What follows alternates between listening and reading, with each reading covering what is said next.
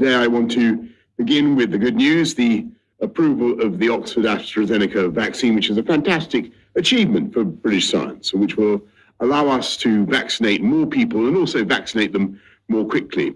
And there's one important development that's helping us to accelerate our vaccination programme across the whole of the UK.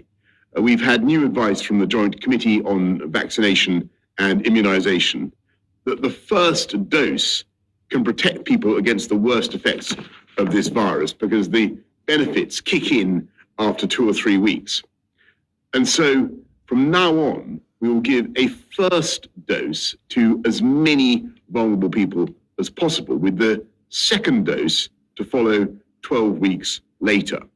And what that means is we can vaccinate and protect many more people in the coming weeks.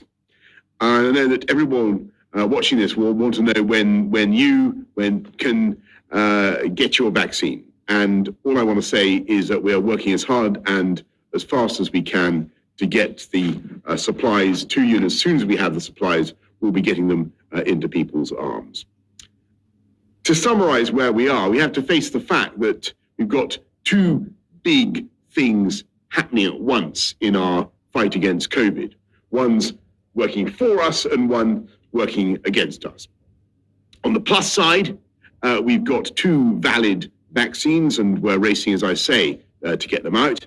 On the downside, there is a new strain of the virus which is spreading much faster and surging across the country. And we've seen a 40% increase in cases in England in the last week alone, almost 15% more patients in hospital, more than at the peak of the first wave. And yesterday, sadly, we recorded almost 1,000 deaths across the UK for the first time since April. So at this critical moment, with the prospect of freedom within reach, we've got to redouble our efforts to contain the virus. And that's why the Health Secretary has announced that more areas of England will be moving into Tier 4 from tomorrow. And I say again, no one regrets these measures more bitterly than I do, but we must take firm action now. And that's why we have to think very hard about schools, because today, of course, it remains the case that keeping children in education is a national priority. It remains the case that schools are safe, but we must face the reality that the sheer pace of the spread of this new variant requires us now to take even tougher action in some areas. And that does affect schools. And let me set out for you what this means. In most of England, primary schools will still reassemble next week as planned for the new term. But in the areas we've just published today on gov.uk, I'm afraid the start of the new term will be delayed until at least January the 18th, when the latest data on those infection rates will be reviewed. And that is because the rate of transmission in these areas is so high, and there's just such pressure on the local NHS that extra action is required to control the spread of the virus. The children of key workers or those who are considered to be vulnerable will still go back to primary schools from next week, wherever they live in England. And they are not affected by today's announcement. In secondary schools, all vulnerable children and the children of critical workers will go back next week across England as originally planned. But we will ask exam year pupils in secondary schools to learn remotely during the first week of term and return to the classroom from 11th of January. The remaining secondary school pupils, i.e. non-exam groups, will go back a week later. That is from the 18th of January. But I want to stress that depending on the spread of the disease, it may be necessary to take further action in their cases as well, in, as I say, the worst affected areas. To minimize disruption in schools and to fight the disease, we're massively expanding our testing operation, ensuring that every secondary school pupil is tested as they return and regularly thereafter. I, again, want to thank teachers, pupils, parents who've worked so hard to keep schools safe and keep them open. We're also asking universities to reduce the number of students who return to campus in January, prioritizing medical courses and others requiring face-to-face teaching. And in all cases, students should be offered 2 rapid tests when they return. All of these measures are in the end designed to save lives and to protect the NHS. And for that very reason, I must ask you to follow the rules where you live tomorrow night and see in the new year safely at home. That means not meeting up with friends or family indoors unless they're in the same household or support bubble, and avoiding large gatherings of any kind. We are still in the tunnel of this pandemic. The light, however, is not merely visible. Thanks to an extraordinary feat of British engineering, if you like, the tunnel has been shortened, or we're moving faster through it. And that gives me great confidence about the future in the spring. So for now, let's redouble our efforts. Let's follow the rules, protect our NHS, and together make 2021 a year in which we leave this tunnel behind us. I'm now going to hand over to Jonathan Van Tam to go through the slides. Thank you, Prime Minister. I'm going to now deliver the data briefing to you. And I would first of all say that always remember, please, that infections happen and then they are reflected in the statistics several days later when people come forwards for testing. They're always out of date by a few days, in other words. On top of that, Christmas is always a difficult time to assemble stable statistics. So please bear both of those points in mind. First slide, please.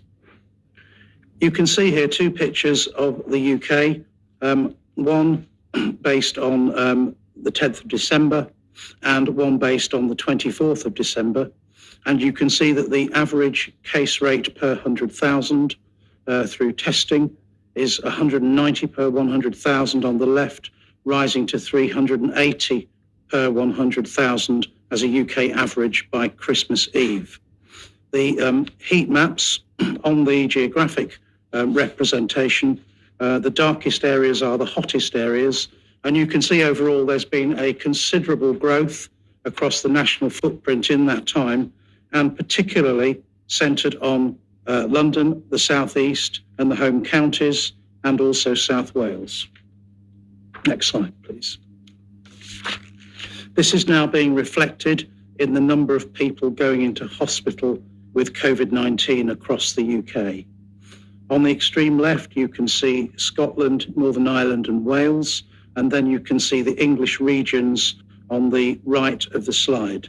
And I really want to draw your eye to the 3 in the bottom right-hand corner, the South East, London and the East of England, where you can see very sharp rises that have really taken off since early December, but particularly so in London in the last few days. With regard to the Midlands, the Northwest and Northeast Yorkshire, you can see that things are not running quite as hot as they were in early November.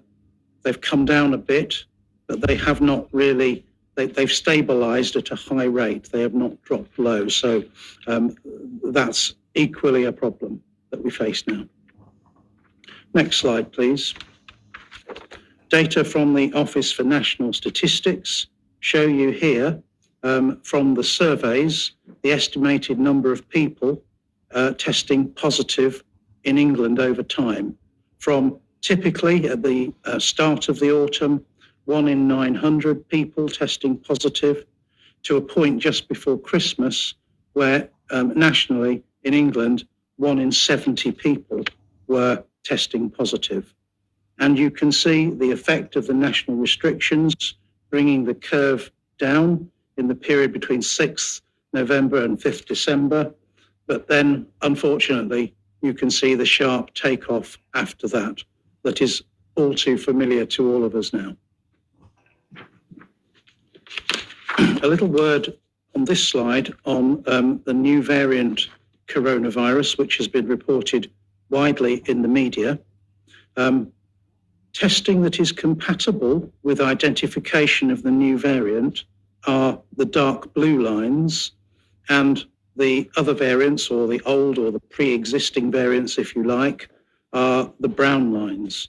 And what you can see is in that bottom right-hand corner again, where I drew your attention to those very sharp rises in hospital admissions, you can see that in terms of the percentage testing positive for the virus, the percentage testing positive with the new variant is increasing at really a very substantial rate indeed. In the other areas, or most of the other areas, I unfortunately have to say to you that I think to the right-hand side of each chart, with not much more than the eye of faith, you can see those upticks of the new variant beginning to occur. And that obviously is of enormous concern, that the new variant, with its increased transmissibility, is beginning to spread to other areas of the UK. Final slide, please.